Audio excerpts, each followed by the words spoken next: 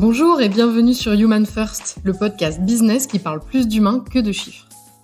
À chaque épisode, je vous emmène à la rencontre de professionnels qui ont osé voir le monde du travail différemment. Comment ? En plaçant l'humain au cœur de ses priorités et de sa stratégie. Je suis Cécile Chaperon, entrepreneuse, RH, coach et militante pour un monde du travail plus épanouissant et plus responsabilisant. Et maintenant, place à notre invité du jour. Bonjour Thibaut. Bonjour. Merci beaucoup d'avoir accepté mon invitation, je suis ravie. Alors déjà, est-ce que tu pourrais nous dire qui es-tu et nous raconter l'histoire d'Aircop ? Écoute, qui je suis ? Je suis moi associé et consultant chez Aircop depuis une dizaine d'années. Donc, je travaille notamment sur les sujets de transition des entreprises, des organisations, leur stratégie RSE et l'éco-conception. Et du coup, je travaille dans une coopérative qui s'appelle Aircop, qui a été créée il y a un peu plus de 10 ans aussi et qui a bien évolué depuis sa création parce que on n'était pas du tout en coopérative au départ et on a fait changer le modèle en fait durant toutes ces années. Et pour la petite histoire, Aircop ça a été créé en 2010, ça s'appelait Azimut à l'époque. C'était un bureau d'études plutôt orienté éco-conception et RSE. Et en fait, elle s'est transformée petit à petit. Il y a eu des changements d'associés et en 2013, l'année où je suis arrivé, on a transformé ça en R. Donc, on a changé de nom à IR. Donc là, on s'est mis à travailler beaucoup plus sur les stratégies RSE des organisations, notamment dans le sport, dans le sport outdoor, dans le sport de nature et dans les territoires de montagne.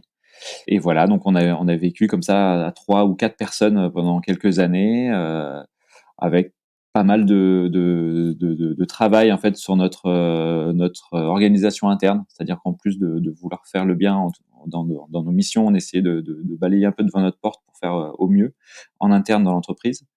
Donc voilà, on a été certifié B Corp en 2015. On avait pas mal de partage d'infos pour les salariés. On a eu la proposition d'être tous associés aussi dans l'entreprise. On avait un bureau qui était vraiment un lieu de vie. Enfin, on a toujours un bureau qui est un lieu de vie. Bref, on avait vraiment essayé de développer cette entreprise au mieux. Alors, on n'était que 4, donc c'était beaucoup plus simple peut-être qu'une grosse entreprise. Mais du coup, ça nous a donné des idées pour la suite, quoi, après. Donc toi, au départ, tu étais salarié de Oui, R. ouais, tout à fait. Moi, je suis rentré en tant que salarié en 2013. Et donc, moi, mon travail, c'était donc d'être en gros consultant en développement durable pour les organisations. Et j'ai pu expérimenter la vision, tout de suite la vision partagée qu'avaient les fondateurs de l'agence et qui nous ont rapidement proposé à nous salariés de devenir associés, d'avoir des infos super précises sur le fonctionnement de l'entreprise, même en tant que non associés, de prendre des décisions un peu en commun ou en tout cas de demander notre avis sur toutes les décisions stratégiques de l'entreprise. Et donc c'est Benjamin et Louis-Marie, mes actuels associés aussi, qui ont eux été déjà là associés au départ et ont un peu finalement mis en place cette transformation. C'est ça qui nous a aussi inspiré la suite après sur le passage en coopérative. Ok, donc vous êtes passé en coopérative et ça c'était en quelle année ? Alors le passage en coopérative, il s'est fait en 2018. Donc voilà, ça fait quelques années après quand même, après ça, 5 ans après mon arrivée en tout cas. Et en fait, le petit point de détail, pas le point de détail, mais le point de bascule finalement du passage en coopérative, ça a été le fait de se dire, en fait, on a envie d'avoir plus d'impact, on a envie d'être plus nombreux et du coup de faire ce travail de manière un peu plus massive, de toucher plus de clients et d'essayer d'opérer une transition chez plus de clients. Et donc on s'est dit, il faut qu'on soit plus nombreux. Par contre, le fait d'embaucher des gens, d'avoir des salariés, c'était une grosse responsabilité, mais c'était aussi pas évident à piloter. On voulait pas finalement être des responsables, on voulait pas manager les gens. Donc on a voulu créer un système où les gens étaient indépendants, tout en étant finalement intégrés et associés dans l'entreprise. Donc en fait, on a cherché le format idéal pour ça. Et le format idéal, c'est une SCOP CAE. Donc SCOP, c'est une coopérative, une société coopérative.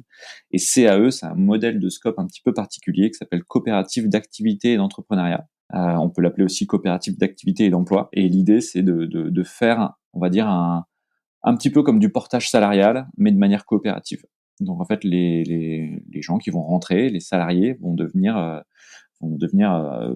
partie prenante de l'entreprise, vont la piloter, vont devenir associés, mais vont aussi pratiquer leur activité de manière totalement indépendante dans la coopérative. Donc c'est un modèle un petit peu différent qui nous a permis finalement d'aller chercher des gens déjà expérimentés qui voulaient venir développer leur activité sous Aircop, sous la casquette Aircop, quoi.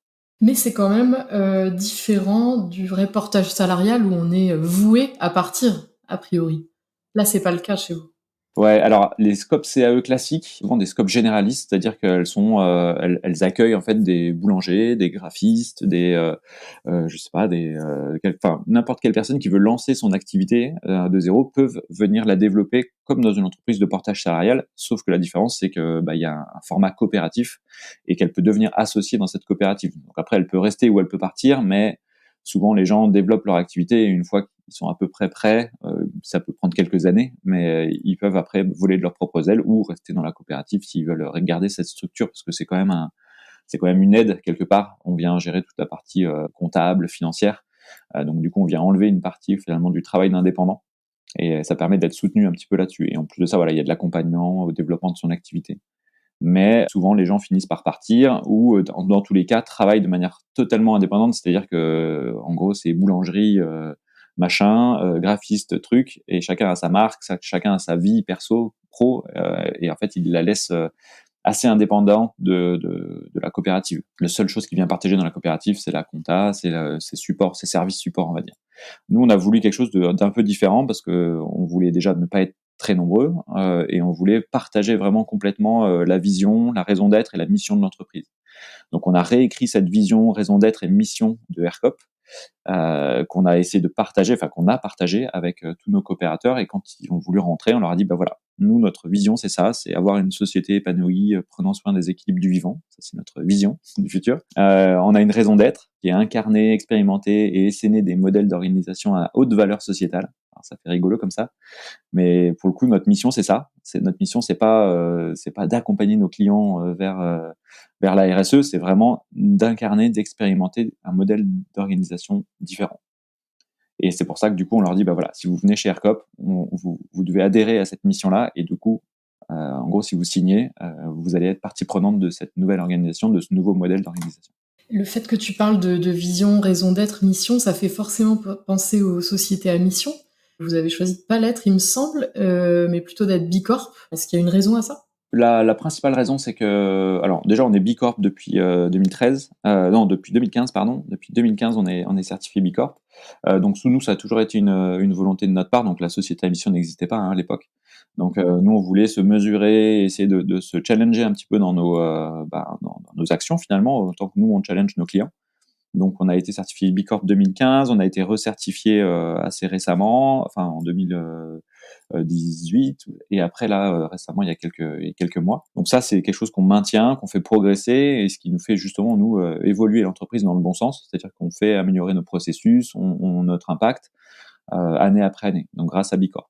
Après, le fait qu'on ait écrit une vision, une raison d'être, une mission d'entreprise, c'est complémentaire à Bicorp parce qu'effectivement, c'est intégré dans la certification Bicorp. Mais c'était aussi important pour nous pour rassembler tout le monde autour d'une même structure. Donc nous, on l'a fait parce qu'on voulait que tous les gens qui rentrent dans la coopérative partagent cette vision, cette raison d'être et cette mission d'entreprise dans leur propre activité. Notre mission aujourd'hui, en gros, c'est provoquer le changement. Il faut le faire chacun dans son métier, quoi. Donc moi, je le fais dans mon métier de stratégie RSE, mais il y en a qui le font dans un métier d'événementiel, dans un métier de développement d'action culturelle, d'autres dans les territoires de montagne ou dans les territoires touristiques. C'est très varié, mais en fait, la mission principale, elle reste la même pour tous les gens qui rentrent chez ERCOP. Après, la question sur la mission, la société à mission, elle s'est posée. On a été un peu acteur, un petit peu via quelques coopérateurs qui ont travaillé sur le projet, ou en tout cas qui étaient proches de gens qui ont travaillé sur le projet de société à mission, parce que Bicorp a d'ailleurs été assez actif là-dedans. Mais au final, on a décidé pour le moment de pas l'être. Ça amène aussi un peu plus de structure, encore de la structure. Ça amène un comité de mission, ça amène pas mal de choses en plus. Et nous, on n'était pas encore prêts, je pense, pour le faire. Voilà, et on pensait aussi que c'est la crédibilité finalement de la société à mission, elle était peut-être pas encore assez poussée légalement. C'est-à-dire qu'aujourd'hui, la société à mission peut être société à mission avec une mission qui n'a rien à voir avec le côté environnemental ou social. C'est ça qui nous faisait un peu peur. Donc nous, on préfère attendre que ça évolue. Et après, peut-être qu'on deviendra société à mission. Et si en plus, il faudrait que nous, on soit aussi un petit peu plus mûrs dans notre organisation et dans notre gouvernance pour qu'on soit prêt justement à avoir cette gouvernance externe, ou en tout cas ce comité externe qui vient aiguiller la société à mission. Ok. Est-ce que tu peux expliquer vraiment en quelques mots ce que c'est Bicorp? Parce que je suis pas sûre que tout le monde connaisse. Eh ben, Bicorp, c'est une certification et un mouvement international qui est né aux États-Unis, qui permet d'être certifié quand on est une entreprise qui fait du profit. C'est uniquement pour les entreprises qui font du profit. qui permet de certifier son engagement sur la RSE, en gros, hein, c'est sur l'ensemble de la société et son impact sur la société, impact positif ou négatif. Et donc c'est la certification, elle comporte 200 questions. C'est on va dire, c'est une des certifications les plus poussées, les plus larges et à la fois précises dans la RSE. Ça nous permet à nous de nous mesurer chaque année. Enfin, du coup, la certification est renouvelée tous les 3 ans, mais donc tous les 3 ans, on se rechallenge pour voir à quel niveau on est. Elle devient de plus en plus exigeante chaque fois, et ça nous permet de progresser. Donc nous, ça nous a permis notamment de formaliser plein de choses qu'on ne faisait pas avant. Quand on était à 4, il y a beaucoup de choses qui étaient informelles. Maintenant qu'on est 16, bah aujourd'hui, il faut formaliser des choses, il faut figer des choses un petit peu plus dans le marbre. Et ça, et grâce à Bicorp, ça nous permet de le faire beaucoup plus facilement et de s'apercevoir et de découvrir en fait les marges de progression. Donc ça, c'est hyper bien. Et à côté de ça, c'est aussi un mouvement, c'est-à-dire que il y a un mouvement des entreprises Bicorp dans le monde. Donc on rencontre, alors nous en France ou même en Rhône-Alpes, on essaye de développer ce réseau-là, de le faire vivre. On collabore avec des entreprises Bicorp. Il y a vraiment ce mouvement et ça facilite les relations inter-entreprises pour à la fois progresser sur la certification, hein, sur s'améliorer soi-même sur sa propre certification en allant s'inspirer du rapport développement durable de quelqu'un, d'une procédure qu'a mis un autre en place, etc. Mais aussi après sur d'autres sujets. Enfin, on voit des Bicorp qui collaborent sur des sujets complètement différents, même pour le business, quoi, des fois. Et B Corp, ça veut dire Benefit Corporation. Exactement. Il me semble d'ailleurs que vous avez une super note. Je sens que tu vas pas oser le dire, mais il paraît que vous avez une super note Oui, à la ouais, certification B Corp. cette année, ouais, on a été recertifié, l'année dernière, en 2020, recertifié Bicorp avec 137 points, qui est la meilleure note en France du coup des entreprises Bicorp. Donc on est assez fiers de ça, même si on n'ose pas trop le dire, mais Je sentais que t'allais pas le dire. En tout cas, ouais, c'est vrai bravo, que c'est remarquable.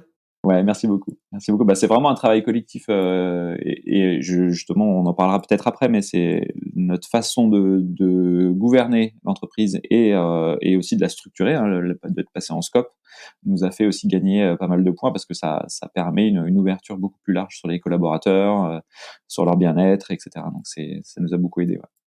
J'en ai interrogé en fait des entreprises qui sont pas en coopérative et qui pourtant ont une gouvernance vraiment partagée avec les collaborateurs qui sont actionnaires et même qui ne sont plus vraiment collaborateurs mais vraiment actionnaires à part entière. Donc qu'est-ce qui fait que vous avez choisi la coopérative et pas une société où on serait tous actionnaires?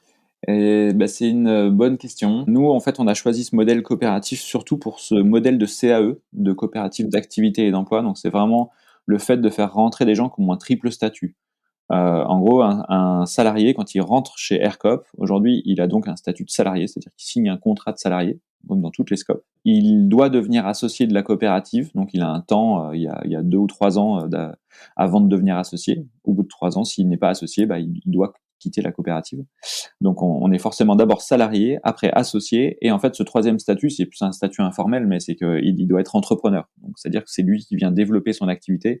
Nous, on n'est pas là pour lui apporter du travail, on n'est pas là pour le former, ou en tout cas pas pour lui former sur sa propre expertise. Donc on va l'accompagner dans le développement de son activité, des choses un peu plus administratives. Mais par contre, on n'intègre que des gens qui sont voilà, indépendants et autonomes dans leur activité. Et en fait, ce statut-là, on pouvait l'avoir que par la SCOP CAE, la coopérative d'activité et d'entrepreneuriat. Et on pouvait pas l'avoir autrement. Donc c'est pour ça qu'on a choisi vraiment ce format-là. Et après, effectivement, dans une scope, qu'importe la scope, la gouvernance n'est pas forcément partagée. Donc ça peut être l'inverse de ce que tu disais aussi, c'est qu'on peut être une scope en gouvernance normale, comme on peut être une entreprise normale en gouvernance partagée. Et donc nous, on a choisi l'option d'être en scope. Et au bout de quelques temps, au bout d'un an, en fait, on s'est dit, mais en fait, comment on pourrait aller encore plus loin et aussi comment on pourrait alléger le travail assez pesant des co-gérants, parce que nous, en fait, les co-gérants dans l'entreprise, donc on était 2 co-gérants au départ. J'en faisais partie avec Benjamin, et en fait, on avait une charge assez importante sur nos épaules, sachant qu'on était nous-mêmes consultants et entrepreneurs. Donc, ça veut dire que nous, on développerait notre activité de consultant tout en étant gérant de l'entreprise. Donc, c'était assez compliqué en termes de temps. C'est pour ça qu'on était 2. Et même en étant 2, c'était vraiment lourd. Donc, en fait, on s'est dit, ben, vu qu'on n'est que des consultants dans l'entreprise, on veut pas avoir on veut avoir qu'une seule personne finalement ressource dans l'entreprise, c'est la responsable financière et administrative qui est essentielle, parce que là, c'est vraiment un job à part entière qui prend un temps plein, voire même plus. Donc en fait, pour éviter d'avoir plus de gens comme ça, mais d'avoir vraiment que des gens après opérationnels, on s'est dit, il faut qu'on trouve un modèle différent. Et pour ça, pour se soulager de ça, en fait, on a décidé de partager la gouvernance entre tous les membres de la coopérative. Donc tous les salariés ont un rôle, une responsabilité ou des redevabilités, au sein de la gouvernance de l'entreprise. Donc c'est ce qu'on appelle notre gouvernance partagée et ça permet voilà finalement de travailler un peu plus en commun sur notre pilotage d'entreprise. Ok, et c'est quoi la richesse de partager totalement cette gouvernance? Alors la première richesse, je dirais que c'est déjà d'impliquer tout le monde dans l'entreprise. Alors le fait d'être associé, au bout d'un moment, les gens le sont forcément parce que c'est leur entreprise. Ils deviennent tous patrons à un moment donné de l'entreprise. Mais le fait de leur mettre les mains dans le cambouis, dans le moteur, de savoir comment fonctionne le business, la finance de l'entreprise, comment marchent les recrutements, comment marche la communication, voilà, que chacun soit impliqué dans ces actions-là, ça permet à chacun de les responsabiliser et de se dire, OK, c'est plus à moi maintenant, en tant que salarié, de réclamer quelque chose de ma gouvernance ou de mes gérants, mais c'est l'inverse, c'est plutôt à moi maintenant de proposer, de faire les choses si je peux les faire, quoi. Ou alors après d'aller proposer ça à ceux qui en sont responsables. Mais en fait, tout le monde est responsable d'une petite partie, donc tout le monde est interdépendant. Finalement, c'est vraiment nous ce qu'on a essayé de chercher, c'est de l'interdépendance de tout le monde, quoi. Tout le monde est essentiel finalement quelque part. Et ce qui pose d'ailleurs des questions pour la suite, hein, c'est qu'aujourd'hui, si quelqu'un s'en va, quelqu'un qui a une grosse responsabilité, même dans son cercle, c'est toujours compliqué à remplacer. D'où justement ce fonctionnement par cercle non, on s'est inspiré de Holacracy, qui est une méthode de gouvernance partagée. Donc on a créé des cercles de travail, des cercles des cercles thématiques, hein. Il y a un cercle sur les relations humaines, un cercle sur la finance, un cercle sur la communication, etc.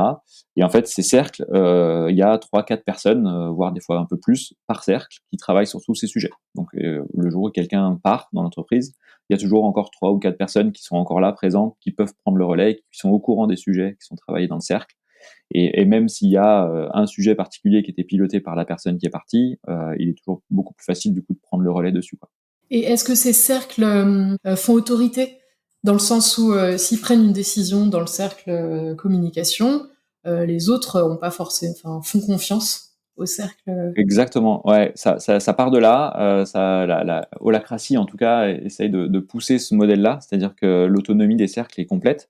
Nous, ce qu'on a mis en place, donc on s'est vraiment inspiré de ça. On n'a pas instauré la méthode holacratie dans l'entreprise encore. On s'est inspiré de ça. On a pris quelques petites briques qu'on est venu poser pour essayer de structurer un peu notre gouvernance. Donc, on a ce système de cercles et ces cercles sont donc autonomes dans leur travail du quotidien. Mais dès qu'un sujet est un petit peu stratégique, ces cercles-là doivent faire valider leurs décisions auprès du cercle des associés, qui est quasiment tout le monde. Voilà, aujourd'hui, on est 11 associés sur 16, et d'ici quelques années, on sera à 16. Donc après, il y aura peut-être des nouveaux qui vont arriver, qui auront un petit décalage, qui ne seront pas tout de suite associés, mais à terme, normalement, on devrait tous être associés. Donc finalement, c'est une décision collective à la fin qui vient valider ou pas la proposition du cercle. Donc ça marche assez bien. Après, on n'est pas là à faire ça quand on doit, je sais pas, faire un post. Si le cercle communication doit faire un post sur LinkedIn pour faire la promotion d'un sujet, on fait pas appel aux associés pour le valider. Mais par contre, dès qu'un sujet est un petit peu plus stratégique, je sais pas, changement d'accord d'intéressement dans l'entreprise, par exemple, voilà, ça c'est le cercle finance qui nous fait une proposition à tous les associés. Elle est validée, ratifiée, en gros, et puis après on avance, quoi. Et ça fonctionne assez bien. Donc, encore une fois, ça permet aussi de prendre conscience de ce qui est important ou pas. Donc, des fois, il y a des loupés, hein. Des fois, il y en a qui prennent des décisions, qui mettent en place quelque chose, et puis sans avoir demandé avant. Et du coup, on se rend compte, on fait, ah ouais, non, ça, c'est peut-être un sujet qu'il faudrait peut-être pas faire avancer tout seul, mais le faire valider au plus grand nombre. Donc, du coup, on apprend aussi au fur et à mesure, quoi. On est vraiment dans un processus d'apprentissage quotidien, de petites erreurs, hop, d'ajustement, hop, on met une procédure en place parce qu'on s'est rendu compte qu'il y avait un truc qui n'existait pas, et on structure beaucoup plus notre gouvernance. Ouais. Est-ce qu'il y a quelque chose de plus difficile dans ce modèle? L'humain, l'humain, c'est le plus dur. On a beau être tous passionnés, on a beau être tous liés à notre mission, notre raison d'être et notre vision, reste le facteur humain qui est pas évident à gérer. Il y en a qui sont plus ou moins impliqués. Ça fait partie un peu des retours d'expérience qu'on a là récemment, parce donc là, ça fait à peu près 2 ans qu'on est en gouvernance partagée. On est en train de faire un bilan de notre gouvernance partagée pour essayer de définir quels sont les points faibles, qu'est-ce qui marche pas, pour finalement mettre en place un accompagnement. En fait, on a besoin d'être accompagné là-dessus. Tout seul, ça a marché là 2 ans, mais on sent qu'il y a quelques limites. Et finalement, nous là, on se rend compte on a fait notre petite étude, on a fait une petite étude salariés pour savoir comment les gens se sentaient, qu'est-ce qu'ils pensaient finalement de cette gouvernance partagée. Et aujourd'hui, on en a 40% à peu près qui se sentent ou pas assez impliqués dans la gouvernance. Ça, c'est à peu près la moitié, enfin 20-25% ne se sentent pas assez impliqués, ou d'autres trop impliqués. Donc en fait, on sent qu'il y a un déséquilibre là-dedans. Il y en a qui font trop, il y en a qui font pas assez. Et en fait, forcément, ça crée des frustrations, hein. Il y en a qui disent: «Ah bah ouais, moi je suis toujours là aux réunions, machin il est jamais là». Ça se dit sans se dire, parce que bon, il y a une certaine bienveillance, mais finalement, on se rend compte qu'il y en a qui se crament à faire ça, à beaucoup donner pour la coopérative, pour les cercles et pour tout ce qui est un peu collectif, et finalement à prendre un peu sur leur temps de projet, parce qu'on est tous consultants, donc on a tous notre temps de projet, donc notre argent, notre salaire qui dépend de ça quand même. Donc voilà, donc nous ce qu'on veut, c'est trouver un équilibre et essayer d'améliorer un petit peu cet équilibre d'engagement de chacun. Et du coup, malheureusement, ce déséquilibre, des fois, ça crée du désengagement. Donc on a aussi des gens qui commencent petit à petit à se désengager. Ils sont de moins en moins présents en réunion, que ce soit les réunions d'associés ou réunions de cercle. Donc voilà. Donc là, on essaye un petit peu de faire un peu le focus là-dessus. En réalité, nous, ce qu'on estime, c'est que ça devrait nous prendre 10% de notre temps de travail, pas plus. Donc cette gouvernance partagée, le fait de se mettre autour d'une table pour parler d'un sujet, d'un cercle, ça ne devrait pas nous prendre plus de 10% de notre temps. Malheureusement, il y en a qui passent 20% de leur temps, voire peut-être des fois même plus, quoi. Donc il y a certains cercles qui sont vraiment stratégiques, la finance, les RH, où là il y a vraiment beaucoup de travail, parce qu'il y a des choses importantes, voire même confidentielles et des fois un peu délicates, quoi.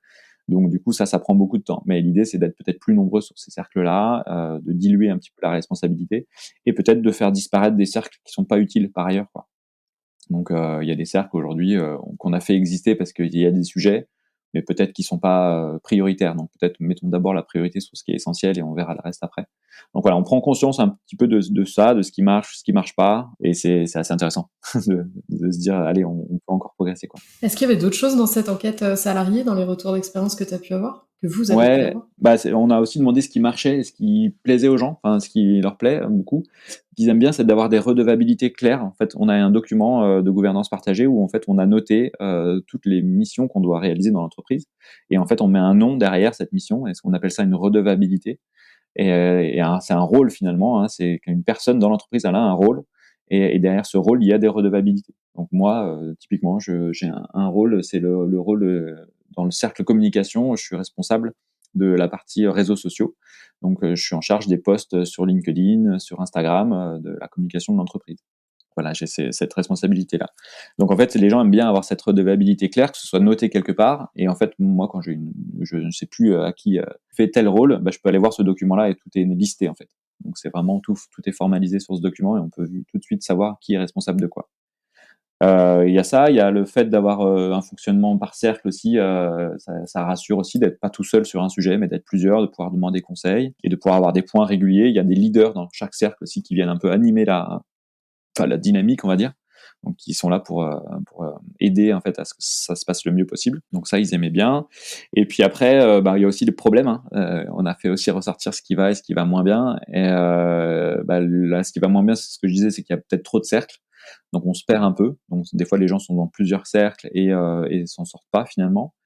Qu'il y a des cercles qui ont une charge de travail beaucoup trop importante, hein, je l'ai dit, RH, finance. Donc là, il faut arriver à prioriser à la fois les tâches dans le cercle, mais aussi après certains cercles. Et bah, après peut-être le truc le plus évident, c'est que des fois, le désengagement, on le ressent, il vient aussi du fait que les gens priorisent forcément leur activité consultant, parce que c'est ça qui ramène de l'argent quelque part, hein. Nous, si on travaille pas, on a un salaire qui diminue finalement, on est vraiment rémunéré grâce à ce qu'on ramène comme chiffre d'affaires.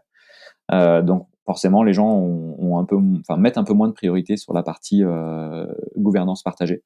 Et ça, faut qu'on arrive à trouver le petit hack qui va nous permettre de garder cette motivation-là et de pas la faire disparaître. Donc l'idée, c'est quand même effectivement de lisser un petit peu ces charges de travail pour que ça soit moins fort pour certaines personnes et que tout le monde puisse être engagé à peu près au même niveau pour que ça fonctionne, quoi. Ouais, ça demande des profils qui, en même temps, ont une vision assez collective du truc et en même temps individuelle, puisque ils doivent développer leur activité. Et oui, c'est ça. Et il y a vraiment ça, c'est le terme d'interdépendance qu'on aime beaucoup, hein, ou de coopération. Enfin, c'est le fait c'est ça d'être une coopérative.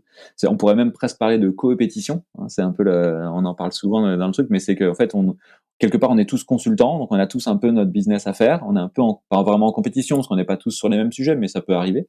Et à la fois, on doit coopérer parce qu'on coopère déjà dans notre domaine d'activité. Bah, si on travaille à plusieurs, on est aussi beaucoup plus fort face à nos clients. On peut faire passer plus de choses, les faire changer, et à la fois, on doit coopérer en interne pour faire évoluer le modèle ensemble. Donc ça crée beaucoup de liens. Tout le monde se sent responsabilisé, et enfin moi je trouve que c'est une expérience collective qui est assez incroyable. En plus, on n'est pas dans le même site, hein, on n'habite pas tous au même endroit, on n'a pas tous dans les mêmes bureaux. Donc il y a un challenge en plus de pas forcément se voir tout le temps et de pas être à la machine à café pour adresser tel ou tel sujet. Donc il y a aussi voilà, beaucoup d'informels ou des choses qui ne se disent pas tout de suite. Donc on essaie de se voir régulièrement dans l'année pour essayer justement de travailler ces sujets-là. Mais c'est pas évident, mais humainement, c'est hyper riche. Mm. Est-ce qu'il n'y a pas un petit côté un peu élitiste dans votre modèle? Si, ouais, ouais. Enfin, on en est même totalement conscient. D'ailleurs, pour faire le parallèle avec les CAE classiques, une CAE, nous à Annecy, il y en a une ou deux déjà. Il y en a une qui s'appelle Amétis, par exemple. Ils sont beaucoup plus nombreux, ils sont une cinquantaine peut-être. Il y a des coopératives CAE où ils sont 200. Et en fait, l'objectif de ces CAE-là, c'est de faire rentrer le plus de monde possible. Et leur business model, d'ailleurs, marche que sur on va dire une limite de nombre de personnes assez importante, quoi. Parce qu'en fait, il faut être très nombreux à lancer son activité pour générer des petits bouts de chiffre d'affaires qui vont faire que le modèle est économiquement viable. Nous, on a choisi un modèle un peu différent, donc on facilite finalement moins le retour à l'emploi comme font ces coopératives CAE. Nous, on est plus sur du développement d'activités indépendantes, quoi. Et en fait, dans ce cas-là, nous, on n'a pas besoin d'être forcément très nombreux, il faut juste qu'on soit un petit nombre. Nous, on va dire que notre équilibre, il est là, il est à 16 personnes. Donc là, on est à l'équilibre.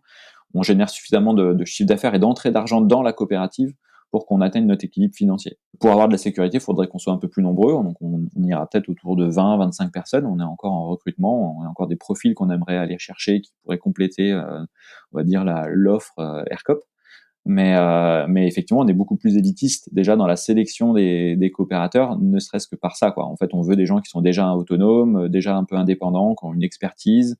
Voilà, c'est pas donné à chacun, et on a effectivement un processus de recrutement dont le cercle RH s'occupe, qui vient piloter ça, vérifier si la personne elle est en accord avec la vision, la raison d'être et la mission de notre entreprise. Est-ce qu'elle est prête à avoir aussi une casquette AirCop sur la tête, hein, et pas une casquette à son propre nom, ou en tout cas de sa propre entreprise. Et est-ce qu'elle est prête après à être embarquée dans la gouvernance aussi, à prendre du temps pour ça. Donc voilà, effectivement, c'est pas ouvert à tout le monde. C'est peut-être un petit peu élitiste, mais ça permet C'est aussi assumé. voilà, c'est complètement assumé. Ouais, ouais, ouais. On l'assume bien, et on trouve que c'est ça qui permet d'avoir cette force après en tant qu'entreprise, cette force à la fois d'impact avec nos clients, mais et aussi en tant que modèle, quoi, d'incarner ce modèle un peu différent. Ce serait quoi la prochaine étape dans la gouvernance de AirCop? Eh ben, la prochaine étape, on est en plein dedans. En fait, cette gouvernance, elle est clairement pas parfaite, hein. On l'a vu là, on a vraiment besoin de fine-tuner, on appelle ça, de fine-tuner ce modèle-là pour qu'il soit plus efficace et que tout le monde s'y retrouve mieux. Donc là, en fait, on va se faire accompagner par Semaway, qui est une agence à Grenoble qui justement, enfin, chez qui moi j'ai été formé il y a quelques années sur Holacracy. Donc là, en fait, on va se faire coacher et accompagner par eux pour finalement améliorer notre modèle. Donc on va pas forcément se dire qu'on va adopter Holacracy, mais on va essayer de se faire accompagner pour peut-être trouver les bons petits processus, les bonnes formalisations, les bonnes actions finalement pour que tout le monde se sente bien, qu'on organise mieux nos cercles, que voilà, que ce soit mieux piloté. Donc là, en fait, on a une première réunion collective avec toute la coopérative à Grenoble chez eux en novembre, mi-novembre. Donc là, on va passer une journée complète, on va dire, d'analyse, d'identification un peu des problèmes et de voir comment on peut les solutionner. Et entre on va dire ce séminaire là de novembre et un temps collectif qu'on aura en janvier aussi, en fait là on va travailler finalement le process avec eux pour le valider et le mettre en place en janvier. Donc normalement en janvier on devrait avoir une nouvelle gouvernance, on va dire une V2, notre gouvernance partagée, qui nous permettra, j'espère, voilà, d'éviter les désengagements, d'avoir des gens qui se sentent impliqués de manière à peu près équivalente, et puis d'aller encore plus loin dans ce modèle, quoi. Ouais, je dis toujours que se faire coacher en collectif, c'est bien quand ça va pas, mais c'est encore mieux quand ça va bien parce que ça nous Oui, permet d'aller plus loin. exactement, ouais. Et après, d'ailleurs, enfin, là, on est venu à ça et à cette idée de coaching collectif aussi parce que enfin, on sentait des signaux faibles de choses qui allaient pas hyper bien. Des gens un peu frustrés, ouais, enfin, comme je te disais, des gens qui se désengageaient, mais voire même des tensions des fois sur certains sujets. Et en fait, on s'est dit que voilà, il fallait peut-être tout de suite aller demander un peu d'aide. Et c'est dur, hein, quand toi-même t'es consultant et que tu accompagnes les gens, de te faire toi-même coacher, c'est hyper difficile en fait. Enfin, c'est pas naturel. T'as Et l'impression que bravo de le faire en tout t'as la cas connaissance, mais ouais, c'est. dans le moment où vous êtes encore juste dans des signaux faibles, c'est vraiment bien de le faire à ce moment-là. Hmm. C'est super. Je te dirai un prochain podcast, Bah ouais, savoir tu si devras ça a revenir marché. à mon micro du coup. Avec plaisir. Est-ce qu'il y a quelqu'un qui t'inspire sur ces sujets-là? Alors moi, je suis pas très, je lis pas beaucoup de choses là-dessus. Je me laisse beaucoup porter. Nous, on travaille. Semaway m'a beaucoup inspiré sur ces sujets-là. Alyosha, qui est le dirigeant de Semaway, m'a pas mal inspiré. Je le connais depuis quelques années sur même d'autres sujets avant qu'il fasse de l'accompagnement à la gouvernance partagée. Mais ouais, il m'a beaucoup inspiré là-dedans. Et après, Benjamin, mon associé, qui porte beaucoup ces sujets en interne dans la coopérative, m'a beaucoup inspiré. C'est lui qui a vraiment essayé de développer ça avec Louis-Marie aussi, qui était le deuxième associé. Ils ont vraiment poussé ça même en SARL, en fait, de développer un peu cette entreprise partagée, cette entreprise plus ouverte avec ses salariés. Donc moi, je dirais que c'est ces deux personnes-là, hein, qui ont vraiment mis le pied à l'étrier à l'entreprise. Et après, l'accompagnement d'Alyosha et l'accompagnement de partenaires externes, finalement, ou même d'inspiration externe, est hyper bénéfique. Mais ouais, voilà, c'est ça. Mes inspirations, elles sont là. Et de quoi t'es le plus fier, toi, dans le fait de travailler chez AirCop? Moi, c'est le côté humain. En fait, ce que j'aime, c'est ça, c'est les temps collectifs. D'ailleurs, je le dis à chaque fois qu'on a un séminaire, hein, mais moi, dès qu'on a un temps tous ensemble, qu'on soit en train de faire du ski ou de travailler sur des sujets de gouvernance partagée ou de travailler sur qu'importe le sujet, dès qu'on a un temps de séminaire tous ensemble, moi, je trouve que c'est là qu'on ressent l'intérêt de la coopérative, l'intérêt de l'entreprise collective qu'on a là. Et c'est ce qui me fait vibrer, quoi. C'est vraiment ce qui me fait vibrer. Et si tu rencontrais quelqu'un là, aujourd'hui, et qui te posait la question d'un conseil, quel conseil tu donnerais si quelqu'un voulait se lancer dans votre mode de fonctionnement? Quel conseil tu donnerais? Ah, si quelqu'un voulait créer une entreprise de cette manière-là? Ouais, voilà, ce serait quoi Eh l'ingrédient ben, indispensable? je pense qu'il n'y en a pas qu'un. Mais encore une fois, le côté humain, il est très important. C'est-à-dire de sélectionner des gens qui ont la même vision que soi, qui veulent créer, s'engager de la même manière. Mais ça, à la limite, c'est peut-être c'est peut-être le sujet de tous les entrepreneurs, hein, souvent. Mais après, c'est de se faire accompagner, je pense, hein. Clairement, c'est dur à faire tout seul. Nous, on a mis beaucoup de temps, hein, depuis 2018. On a mis déjà beaucoup de temps à structurer le format coopératif. Ne serait-ce que simplement avoir un format coopératif CAE, voilà, c'est très difficile. Il y a pas, on a eu un accompagnement de la fédération des scopes, mais en même temps, voilà, ils sont pas non plus dans l'entreprise au quotidien. Donc après, on a beaucoup appris par nous-mêmes. Notre responsable financière administrative, elle a les mains dans le cambouis tous les jours et elle apprend par elle-même de toutes ces nouveautés. Et en fait, je dirais que pour la gouvernance partagée, si on veut vraiment pas faire d'erreur dès le début et pas perdre trop de temps, c'est vachement bien de se faire accompagner dès le début, quoi.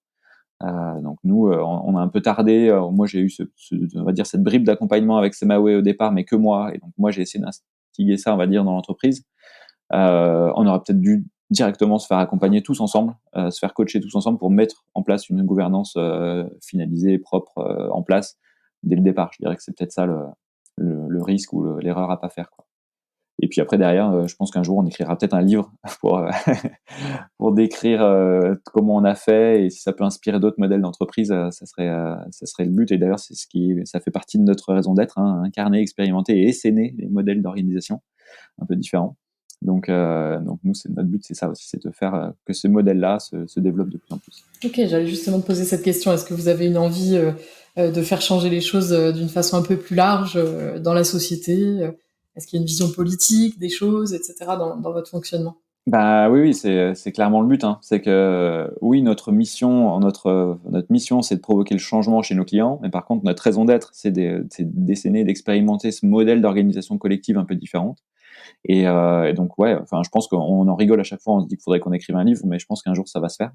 Un jour on va y aller, et surtout au niveau politique, on a aussi maintenant de plus en plus de coopérateurs qui sont impliqués eux-mêmes au niveau politique dans le changement de modèle. Aujourd'hui, Benjamin, le fondateur de l'agence, s'est impliqué avec Samuel, qui est aussi un autre associé, dans la vie politique annécienne, donc dans la ville d'Annecy, et ils faisaient partie d'une liste citoyenne avec une organisation aussi en gouvernance partagée, et ils ont gagné les dernières élections municipales. Donc donc on voit que ça essaime finalement au-delà de l'entreprise, c'est un modèle un peu différent. Et moi, dans certaines assos dont je fais partie, ou certains collectifs aussi, j'essaye d'instiller, ou on va dire d'essaimer ce modèle de gouvernance partagée. Donc dans chaque petite organisation, de voir comment on peut faire pour pas qu'il y ait qu'un directeur et des gens qui appliquent derrière, mais qu'il y ait des petits cercles de décision autonomes, etc. Donc moi, on essaye un peu partout de diffuser un petit peu cette bonne parole. Et dernière question, tu disais tout à l'heure que vous recherchiez encore des profils. Quels sont les profils que vous recherchez encore là chez Aircop? Alors ouais, comme je te disais, on doit atteindre un certain équilibre. Enfin, on a atteint cet équilibre de 16 coopérateurs dans lequel ça fonctionne financièrement. Maintenant, il faut qu'on soit un peu plus nombreux pour sécuriser, histoire que s'il y en a un ou deux qui partent, c'est pas grave, on soutienne le truc.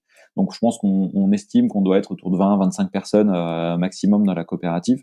À terme, ça sera, on va dire, c'est notre objectif de croissance max.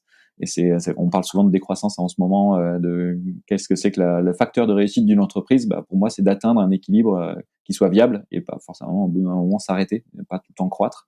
Voilà, nous, on l'a estimé à 20 personnes, 20-25 personnes. Donc, quand on en sera là, je pense qu'on arrêtera de grandir.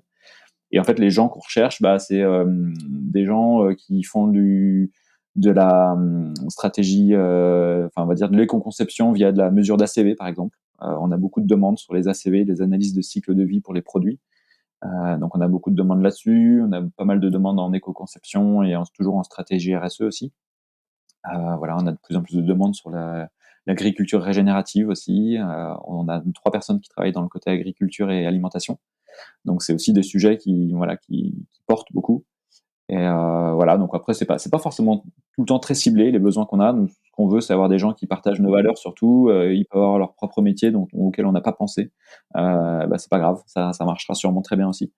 L'idée, c'est surtout la personne, son fit avec notre raison d'être, notre mission, notre vision, et son envie de s'engager comme ça dans une entreprise partagée et une gouvernance partagée. Est-ce que tu aurais quelque chose à rajouter, Thibaut? Eh ben non, et que je suis très heureux de pouvoir partager ça. Je trouve ça chouette de pouvoir le partager et en parler, parce que c'est vrai que nous, on est un peu dans notre petit monde à 16 là, à parler de ça et à essayer de faire notre petite tambouille. Et c'est vrai qu'on en parle rarement à l'externe. Je pense que c'est une des premières fois où on s'ouvre un peu à dire de manière un peu plus publique comme ça. Et je pense que c'est peut-être le début de quelque chose aussi, d'essayer de plus partager, de plus aller témoigner sur ce genre de modèle, quoi. Tant mieux, je suis ravie si c'est dans les premières fois que vous faites ça.